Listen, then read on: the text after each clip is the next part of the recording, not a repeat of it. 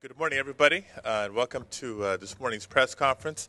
My name is Senator Alex Padilla, and I'm joined by some tremendous leaders here in the state of California who will also be speaking after my remarks. But let me introduce them so you know who's here. First and foremost, Councilmember from right here in the city of Sacramento, Kevin Mccarty.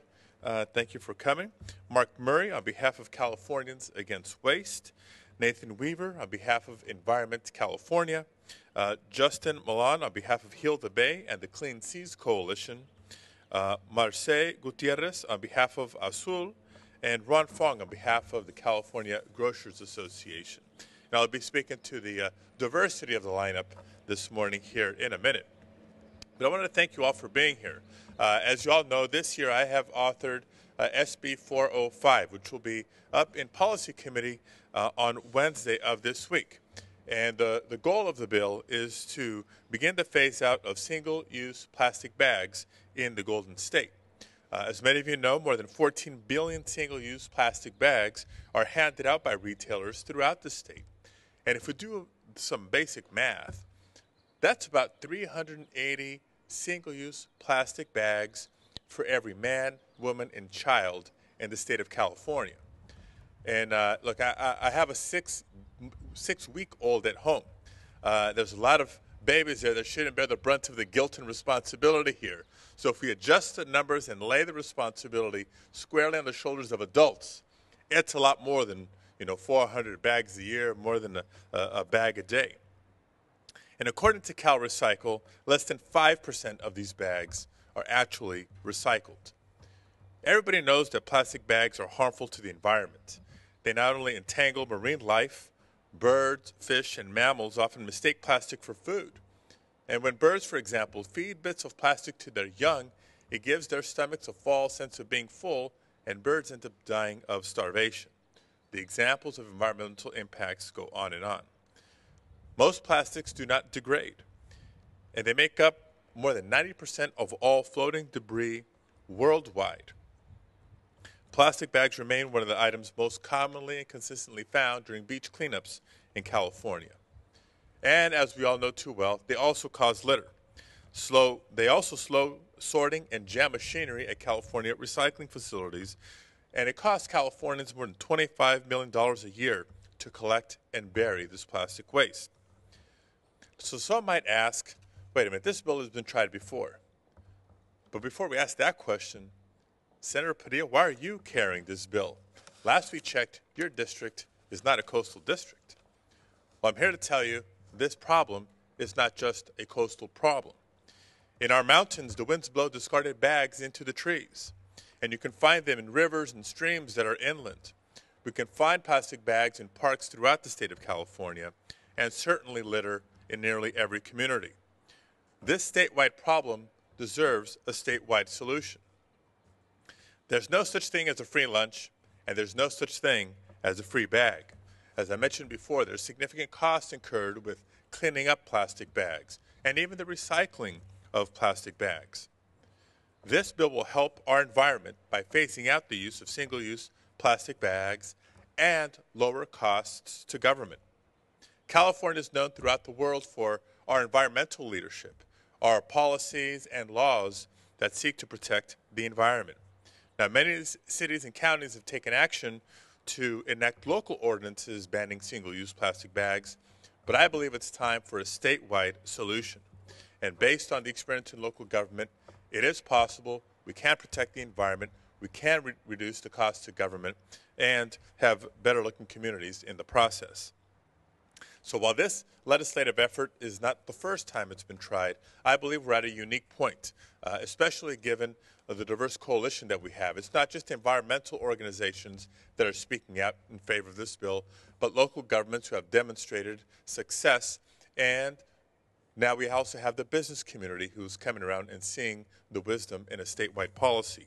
So let's proceed with some of the speakers we have this morning. Let me introduce Councilmember Kevin Mccarty from Sacramento.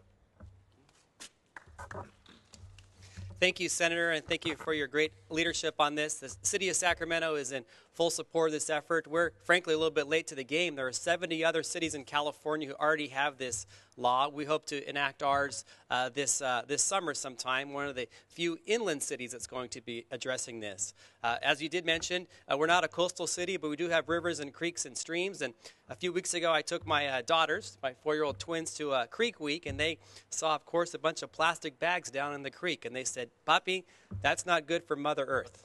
And we know that, and we know that this is a common sense solution. And frankly, a statewide solution would be better for all of us, better for adjoining jurisdictions to make sure we don't have complicated and confusing laws. So having one rule book in the state of California would certainly be the biggest factor. As far as the litter issue, it's certainly significant. I was very humbled the last couple of weeks talking to some of our business districts throughout the city. A lot of these conservative business folks who don't like government regulation and so forth. We went and told them about our new law. I was afraid about their response, and they said, no, we're 100% in. We think it's going to make a big difference in our communities and our commercial corridors. Lastly, as far as costs to local governments, one thing that hasn't been noted, which I see firsthand in our transfer station in my council district, I went out there and took a look of the recycling facility, and every day they have to shut down the equipment 6 times a day. 15 minutes per shutdown, total of 90 minutes a day, just to pull out men and women climbing up on the reels, pulling out the plastic bags that are clogging up the recycling material. We estimate that that's a loss of productivity over $100,000 per year for this facility. So there is a quantifiable dollar amount for local governments and their efforts as well. So we think this is the right time to adopt this, and we're in full support. Thank you. Thank you, Councilman. Our next speaker is no stranger to the state capitol, longtime environmental advocate, Mark Murray, Californians Against Waste. Thank you, Senator. Thank you for your leadership in terms of taking this issue on. I'm Mark Murray. I'm the Executive Director of the environmental group Californians Against Waste. Thank you, Councilmember Mccarty, and all the local government officials who've really been so tenacious in terms of moving these solutions forward. I also want to thank Ron Fong and the California Grocers Association for your leadership on this issue and your willingness to work with us in terms of coming up with a common sense statewide solution. This is a policy that we've been working on for over 10 years. And many of you know we made an attempt at trying coming up with a recycling solution for plastic bags. Well, the recycling solution that we put in place 8 years ago failed. Even with an opportunity to recycle at every grocery store in the state, these particular products don't lend themselves to cost-effective and easy recycling. As a result, we still only have a 5% recycling rate for single-use plastic bags. The problems associated with the single-use plastic bag is such that it's time to phase that product out. One of the biggest sources of plastic bag litter is not because someone is littering their bag after finishing their grocery shopping. It's because the plastic bags are blowing off the face of the landfill. They're blowing out of the transfer stations. They're blowing out of the garbage cans and out of the garbage trucks. This is a product that doesn't lend itself to the kinds of waste management solutions that we've implemented for other products. This is a problem product that we need, that the best solution is to phase it out of the marketplace. We think that the opportunity is here this year with Senator Padilla's leadership, with the partnership with the California Grocers Association, to actually put this one over the end zone and into the end zone, over the goalpost into the end zone. Plastic bags now have a broad coalition. Companies in California that used to make single-use plastic bags have now reinvested in making reusable bags. They're now in support of this measure. We're looking forward to moving forward with this legislation and appreciate all of your support. Thanks. Thank you, Mark. Our next speaker is on behalf of Environment California. Please welcome Nathan Weaver.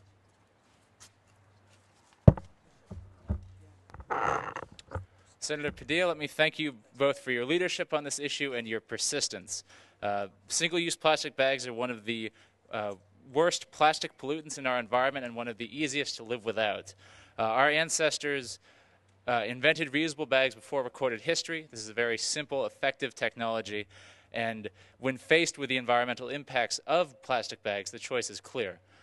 Single-use plastic bags are one of the 4 most common litter items on California's beaches, according to Ocean Conservancy. They are a huge threat to wildlife, both entanglement and ingestion. Sea turtles regularly mistake plastic bags for jellyfish, a favorite food. 1 in 3 leatherback sea turtles has plastic in its stomach, most often a plastic bag, based on a 2009 research report. Once that plastic is in the animal's stomach, it can never get out. It will fill up the stomach, blocking it, interfering with the animal's digestive processes, and eventually will starve it to death. There's just no good reason to be doing this to sea turtles, to our beaches, to have these plastic bags roaming our streets like urban tumbleweeds. I'm so happy to have you introduce this legislation. I'm looking forward to working with you on it. Thank you so much for your leadership. Thank you, Nathan. Thank you for leaving the mic right where I like it, too. Our next speaker on behalf of Heal the Bay is Justin Milan. Thank you, Senators. Folks here today, Heal the Bay and many of its allies, there are a dozen or more groups in the Clean Seas Coalition applaud the Senator for taking this issue on. He mentioned that we've tried it before, but the stars are aligning. This is the year it's going to be done. There's tremendous pressure from the local jurisdictions. There's tremendous realization in the capital and in all the local government centers that this needs to be done. It needs to be done now before the proliferation of local ordinances makes it so confusing and so expensive to implement that today is the start of this year when it's going to be done. And I don't want to reiterate too much, but just from the Heal the Bay and the Coastal Advocates perspective, I think you've heard that these plastic bags don't degrade. They don't just disappear when they get into the ocean environment. They break up into tiny pieces. They get taken up into the aquatic system, into the birds and the fish in the ocean system. So even if we don't see them, their legacy prevails. And it's a legacy that's got to end right now with SB 405. Thank you. Thank you. Our next speaker is Marseille Gutierrez on behalf of Azul. My grandma used to. Exactly. Good morning. First of all, thank you for introducing the legislation. Thank you for coming. My name is Marcela Gutierrez. I'm with Azul, and Azul was started as a organization focused on empowering Latinos as coastal and ocean stewards. As such, we're particularly excited to support this bill because it celebrates a long tradition of conservation in the Latino community. If you're wondering what this bag is, this is the bag that abuelitas and grandmas and moms take to the market and have done so for generations. So we're very happy to have a member of the Latino Caucus, Senator Padilla, introduce this bill that celebrates the very conservation tradition that our community has long had. So thank you. And last, but certainly not least, on behalf of the California Grocers Association, a significant voice in trying to find a solution to this issue and a partner on this bill, Ron Fong. Thank you, Senator. On behalf of our 400 grocery retailers and about 6,000 stores, we want to thank the Senator for introducing SB 405. While the issue might be a newer one to the state, it's an issue that we have been facing in local jurisdictions since 2005. Since 2005, we're up to somewhere near 70 local ordinances that have been passed. We're working on another 25 to 30. So it certainly is not an issue that is new to the grocery industry. I think from a statewide approach, what we're looking for is consistency and predictability for consumers, wherever they might be shopping, whether they're going on their weekly shopping expedition or whether they're on vacation. They want to know that there is consistency in the bag laws throughout the various towns that they might be in. Secondly, is we're looking for competitive fairness for retailers. Retailers don't want to be in a position where they need to abide by 70 to 85 different local ordinances. And lastly, we're looking for an ordinance, or we're looking for a statewide law that will have the greatest environmental gain for California. And with that, Senator, we want to thank you for your leadership and in introducing SB 405. Thank you. That concludes our speakers for this morning. Are there any questions? Yes. This bill would begin to phase out of single-use plastic bags in grocery stores and most retail establishments throughout the state of California. There will be, costs to those who, I guess, would want or attempt to use this in the future. But we're going to put all the incentives properly in place to make sure that the reusable bags, like my grandmother used to have as well, become the new common standard. They don't have plastic bags. A lot of people will go to paper, which uses more energy and actually ends up costing a little more. How do you deal with that? So I'm going to reinterpret your question just a little bit because it's a question I get asked a lot. So what if you don't have a reusable bag, or like it's happened to me on occasion? You go to the grocery store with what you think are plenty of reusable bags, but you end up buying just a little bit more. I think that's part of what the grocers bring to the table, a perspective that one allows some sort of accommodation for a single-use bag, but even that may come at a nominal cost, something that's fair to the consumer. So at that point, we're dealing with much more a convenience issue, not a frustration issue. So we want to make sure that the solution is ultimately a practical one. But again, the goal here is that 99%, the new standard will be a reusable bag, not a single-use bag. Can you explain a little more of how that standard would be applied in terms of sending the lab results and potentially facing a fine if your bags don't live up to the standards for usability? You want to talk about the specifics on the reusability and recyclability? Sure.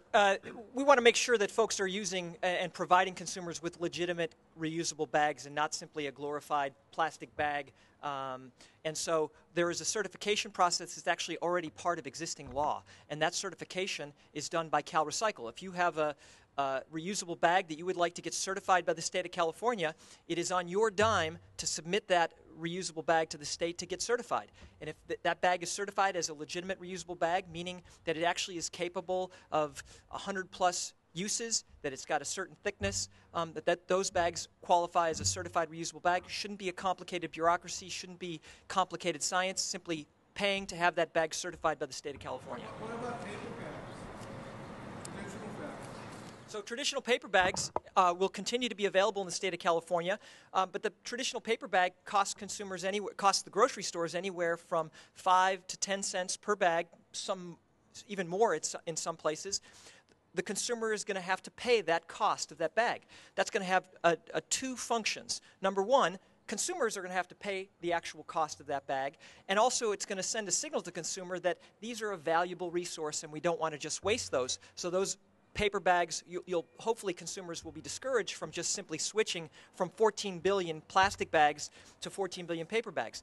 And so far, that's been the experience of local governments. Los Angeles County has implemented virtually this exact same solution in that county. It's been in place for more than 18 months, and consumers have eliminated their consumption of plastic bags and actually reduced their consumption of single-use paper bags. I would note that Senator Padilla's legislation also requires 40% recycled content in the paper bag, and if I might, it is not true that a paper bag uses more energy to produce than a plastic bag. Plastic bags have a greater greenhouse gas impact than a paper bag for the same equivalent capacity. What made you to believe that this year this bill could pass? I think this is going to be the year, in part because of the growing momentum of public opinion, as a good number of cities and counties have adopted their local ordinances, and they're all a little bit different. I think that's helped improve public opinion and support behind a measure like this. Second, I think much more than at any time in the several years that this bill has been attempted, the business community has come forward to partner with the legislature to say we want to be part of a solution here, and I give them a lot of credit for that. What are some of the other big cities besides LA you already have? Besides Los Angeles and San Francisco and Sacramento and San Jose. Los Angeles County. Marin County. Yeah, Los Angeles County, which is a bulk of the state population. So, Why there are two separate deadlines for different types of retailers instituting the phase-out? I think we're trying to be accommodating to larger chains, if you will, larger retailers will have more resources to work with in terms of making this transition, both internally and the customer point of sale experience. So I think it's appropriate to acknowledge that different retailers will have a little bit of a different timeline to implement, but our solution will be in place much sooner rather than later. So the smaller retailers would be dealing with the later deadline, is that right?